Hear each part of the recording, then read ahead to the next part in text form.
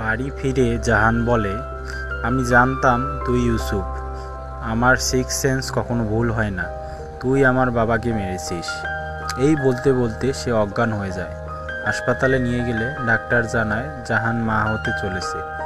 কিন্তু জাহান এতে খুশি না হয়ে অ্যাবর্শনের কথা বলে। তখন ইউসুফ বলে, আমি পুলিশের কাছে আত্মসমর্পণ করব, তবে তার আগে তুমি আমার বাবা এসআই ফরিদ উদ্দিনের কেস রিওপেন করো।